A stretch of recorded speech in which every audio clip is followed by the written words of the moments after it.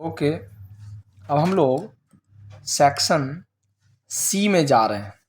Section C के अंदर total 7 question पूछे जाएंगे और हर एक क्वेश्चन का जो वेटेज होगा वो 3 मार्क्स होगा। Total weightage 21 marks. इसमें सबसे फर्स्ट क्वेश्चन आता है 27 number, explain the process of transport of oxygenated and deoxygenated blood in the human. या तो हम इसके स्टेप्स लिख सकते हैं, अदरवाइज हम डायग्राम के थ्रू भी इसको एक्सप्लेन कर सकते हैं। जैसे कि ये रहा कि एक हम लोग पढ़े होंगे डबल सर्कुलेशन में कि ऊपर में हम लोग के बॉडी का लंग्स होता है और हम लोग के बॉडी में जो हार्ट हैं वो टोटल 4 चैम्बर में मैमल्स में डिवाइडेड होते हैं। इधर में left atrium left ventricle, right atrium right ventricle. सबसे पहले लंग्स से, ये ऊपर में लंग्स हो गया, लंग्स से ब्लड आता है लेफ्ट ऑट्रियम में पल्मोनरी वेन के जरिए, फिर ये सारा ब्लड इसके जरिए बाइकस्पिड के जरिए लेफ्ट वेंट्रिकल को जाएगा और फिर यहाँ से वो एरोटा के जरिए बॉडी के लिए रवाना होगा। बॉडी में ऑक्सीजनेटेड ब्लड को सेल में देगा और डीऑक्सीजनेटेड ब्लड जैसे ही कार्बन डाइऑक्साइड हमारे इस ब्लड में आएंगे तो वो हमारा ब्लड हो जाएगा डीऑक्सीनेटेड और पूरे बॉडी से इम्प्योर ब्लड को वेन लेकर पहुंच जाता है राइट ऑट्रियम में। फिर यहाँ से एक ट्यूब निकलता है जिस ट्यूब का नाम होता है दैट इज पल्मोनरी आर्टरी। आप पढ़े होंगे कि सारा का सारा वेन जो होता है वह इम्प्योर ब्लड कैरी करता है एक्सेप्ट पल्मोनरी वेन, और सारा का सारा आर्टरी जो होता है प्योर ब्लड कैरी करता है एक्सेप्ट पल्मोनरी आर्टरी। यदि कोई बच्चा इस डायग्राम को ही बना दे और लेबल कर दे तो उसको फुल आउट ऑफ फुल मिल जाए। या इसी को आप स्टेप मैनर में लिख सकते हैं कि सबसे पहले लंग्स से पल्मोनरी वेन ब्लड ले जाते हैं लेफ्ट आर्टरी में, एक पॉइंट ये हो जाएगा। दूसरा पॉइंट लेफ्ट वेंट्रिकल से एरोटा के जरिए बॉडी के लिए, बॉडी सेल के लिए जाएगा। तीसरा पॉइंट हम लिख देंगे कि वेन्स जो है पूरे बॉडी से इम्प्योर ब्लड राइट ऑट्रियम में लाते हैं। फिर उसके बाद इस प्रकार से हम पॉइंट वाइज इसको लिख सकते हैं। दोनों में आपको full out of full 3 marks आपको मिल जाएंगे। नेक्स्ट क्वेश्चन आता है क्वेश्चन नंबर 28। क्वेश्चन नंबर 28 क्या कहता है? कहता है यहाँ पर ये substance x is used in building material. तो बिल्डिंग मटेरियल में सर किसका यूज़ करते हैं, ठीक है, उसका यहाँ पर बताना है, जो कि इनसॉल्युबल होता है वाटर में। और उसके बाद फिर पहले हम यहाँ तक सॉल्व कर लें, फिर उसी में एक और क्वेश्चन भी छुपा हुआ है। टोटल इसका 3 मार्क्स वेटेज है, तो 1 मार्क्स तो यहाँ तक हो गया 1 मार्क्स। और ये जो क्वेश्चन आप नीचे देख रहे हैं कि when it reacts with dilute HCl it produce a gas which turns lime water milky. जाहिर सी बात है वह गैस कार्बन डाइऑक्साइड होगा, है ना, ताकि वो लाइम वाटर से पास होते ही मिल्की कलर हो जाए। तो यहाँ पर देखिए क्वेश्चन में ट्विस्ट क्या रहता है, बच्चे से छूट मिस्टेक क्या होता है। Write the chemical name and formula. देखिए केमिकल नेम एंड फॉर्मूला दोनों चीज पूछ रहा है। बच्चे क्या करते हैं जल्दीबाजी में कि जाकर आते हैं और वहां लिख कर आते हैं कैल्शियम कार्बोनेट, और यहाँ पर मिस्टेक हो जाता है। कैल्शियम कार्बोनेट तो बिल्डिंग मटेरियल है, बट यहाँ पर नाम भी बोल रहा है, तो मतलब आपको कैल्शियम कार्बोनेट नाम भी लिखना होगा और फार्मूला तो आपको लिखना ही पड़ेगा, क्योंकि दोनों पर हाफ मार्क्स इस पर और हाफ मार्क्स फार्मूला लिखने पर मिलेगा। 1 मार्क्स हो गया। अब बच गया इसमें 2 marks. Right the chemical equation. तो आपको केमिकल इक्वेशन देना होगा ऊपर वाले रिएक्शन के लिए। क्या दिया है? When it react with HCl। देखिए जब कैल्शियम कार्बोनेट को HCl से रिएक्ट करवाएंगे तो क्या होगा, calcium chloride plus water plus carbon dioxide gas liberate होंगे। ताकि आप पढ़े होंगे कोई भी मेटल कार्बोनेट जब एसिड से रिएक्ट करता है तो सॉल्ट CO2 और वाटर प्रोड्यूस होता है, ठीक है। ओके, इसी में एक दूसरा भी बात है, क्या लिखा है, एबव स्टेटमेंट, जो ऊपर में स्टेटमेंट दिया हुआ है उसके बारे में।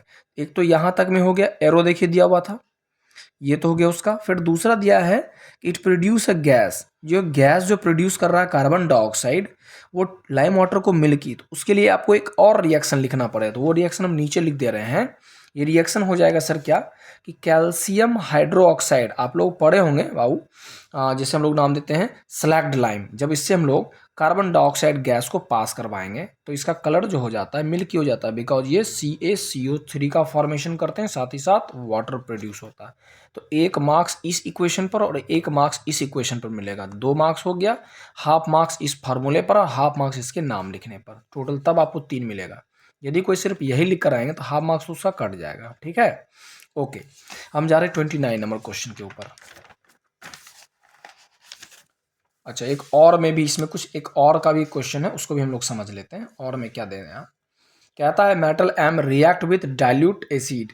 एक मेटल M है, डाइल्यूट एसिड से रिएक्ट करके एक गैस रिलीज कर रहा है G।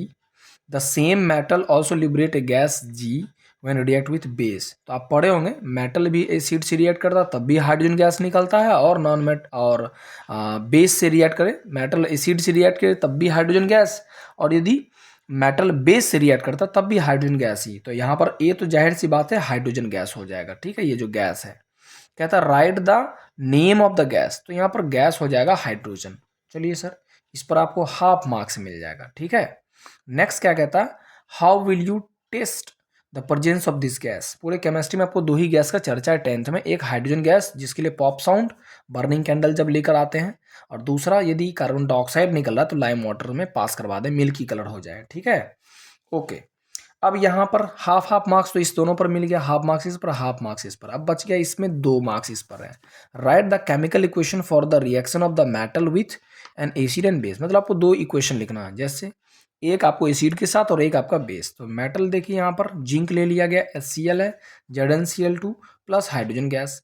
दूसरा आपको एक बेस के साथ, ये तो एसिड के साथ हो गया HCl एसिड के साथ, दूसरा आप Zn प्लस कोई भी एक बेस ले लीजिए NaOH, है ना, एरो Zn, है ना। तो इसको हम लोग इधर कॉपी में तैयार कर देते हैं, Zn प्लस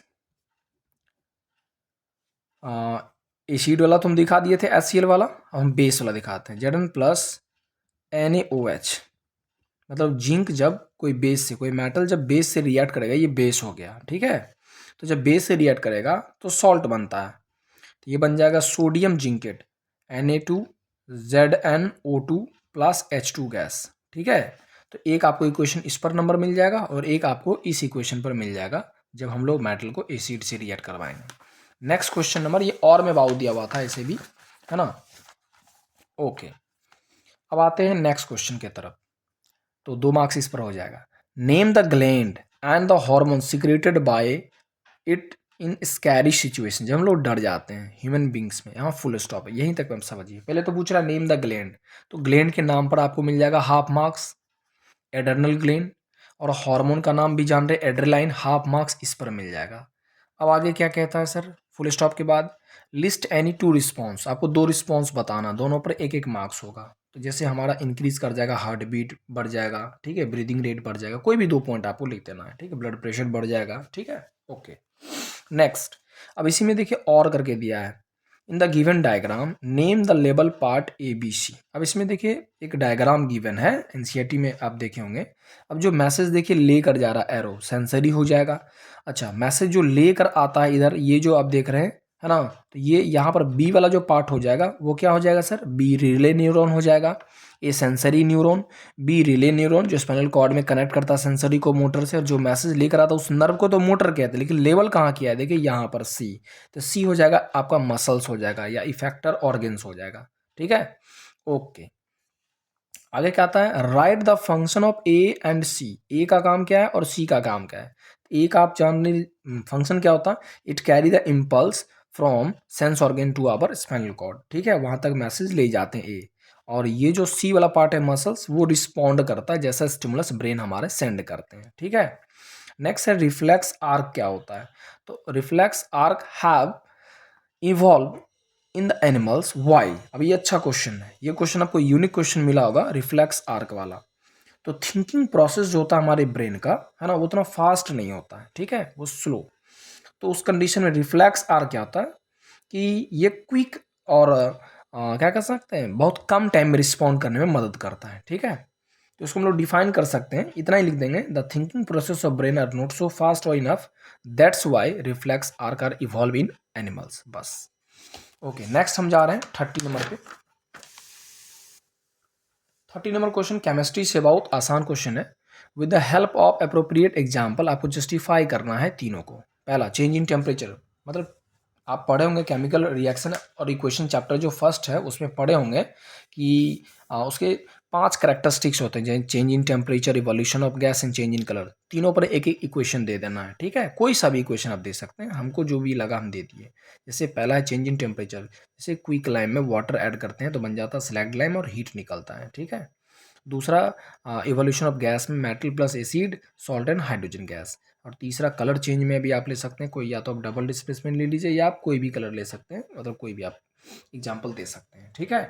ओके, तो उसी में सबका केमिकल इक्वेशन आपको लिखना था तीनों के ऊपर में। नेक्स्ट, एक एक मार्क्स का वेटेज है इसका। नेक्स्ट आप देखिए फिजिक्स से क्वेश्चन है, ये क्वेश्चन इस बार भी गारंटी होगा, चांसेस रहता है। State the reason of myopia, myopia क्यों होता है? पहला पॉइंट तो कह सकते हैं elongation of eye ball, eye ball बड़ा हो जाना। दूसरा आप कह सकते हैं excessive curvature of eye lens, ठीक है। Okay, with the help of diagram आप क्या कहा, इमेज फॉर्मेशन बाय मायोपिक। तो आप जानते हैं कि मायोपिया में क्या होता है कि रेटिना से पहले इमेज बन जाता है। तो जो रेटिना है आपका, पीछे में जो स्क्रीन होता है जिस पर इमेज फॉर्मेशन होता है, उससे पहले इमेज बन जाता है, ठीक है। तो उस पर ले जाने के लिए सूटेबल पावर का कॉनकेव लेंस लगाते हैं। तो इसमें आपको ये दो डायग्राम आपको तैयार करना होगा, ठीक है। ओके, नेक्स्ट 32 नंबर में जाते हैं। What is solenoid? देखिए यहीं पर फुल स्टॉप है। सेलेनॉइड क्या है? It is a coil of many turns of insulated copper wire wrapped closely in the shape of a cylinder, ठीक है। ये आपके बुक में एनसीईआरटी या कोई भी साइड बुक में भी आपको मिल जाएंगे डेफिनेशंस, ठीक है। Next, when does a solenoid behave as a magnet? Magnet की जैसा बिहेव कब करेगा? व्हेन द कब करेगा? आप खुद सोचो, जब इलेक्ट्रिक करंट पास करेगा उससे, ठीक है। When the current is pass through it. एक नंबर इस पर मिल जाए। देखिए बोर्ड कितना नंबर दे रहा है, एक नंबर छोटा बात के लिए कि कब सोलेनॉइड एक मैग्नेट जैसा बिहेव करेगा, तो एक नंबर इतना दूर में मिल जाएगा, एक नंबर इस पर मिल जाएगा। तो जब करंट उससे पास करेगा, ठीक है। ये देखिए इतना बड़ा डेफिनेशन पर 1 मार्क्स दिया, और देखिए इतना छोटा सा बात पर 1 मार्क्स दे दिया। अब आगे देखिए ड्रॉ, तो आपको एक डायग्राम बना देना, उस पर 1 मार्क्स मिल जाएगा, ठीक है। ओके, नेक्स्ट है व्हाट, हाँ, right the percentage of solar energy captured by the autotroph. Autotroph कितना परसेंट एनर्जी एब्जॉर्ब करते हैं? हाफ, सॉरी 1%, है ना, 1% एब्जॉर्ब करते हैं सन से, है कि नहीं। तो एक यहीं पर खत्म हुआ, हाफ मार्क्स आपको इस पर मिल जाएगा, ठीक है। ये सब 3 मार्क्स का एक क्वेश्चन है। And energy transfer from autotroph to next कितना जाता है? 10% जाता है। ये इस पर आपको हाफ मार्क्स मिल जाएंगे, ठीक है। हाफ मार्क्स यहाँ, हाफ मार्क्स यहाँ। अब इसमें आ जाइए, तो 1 मार्क्स तो हो गया, अब 2 मार्क्स इस क्वेश्चन में होगा। वाटर ट्रॉपिक लेवल, देखिए डेफिनेशन है, तो आप कह सकते हैं the various step in a food chain, जहाँ पर फूड एनर्जी को ट्रांसफर किया जाता है उसे ट्रॉपिक लेवल कहते हैं, ठीक है। जितना छोटा आप लिख सकें सटीक में। 1 नंबर आपका इस पर मिल जाएगा। एंड क्या कहता है, why do the different food chain in the ecosystem not have more than 4 and 5? ये क्वेश्चन आपका अच्छा है, ये पूछा जा सकता है, ठीक है। ये आवर एनवायरमेंट चैप्टर से है, तो आप लिख सकते हैं बिकॉज आफ्टर 4 और 5, है ना, food chain energy is very low, that's why the organism who are having on the higher trophic level and they form longer food chain, they will not get enough amount of energy, सीधी बात है। 1 number उस पर मिल जाएगा। चलिए अब हम 34 number पर जा रहे हैं। 34 नंबर, यहाँ पर आपका सेक्शन खत्म हो गया। फिर इसको नेक्स्ट वीडियो में हम लोग सेक्शन डी में हम लोग जाएंगे। इसमें टोटल 3 क्वेश्चन होंगे, 5-5 मार्क्स के, और ये 15 नंबर का वेटेज होगा, ठीक है। ओके।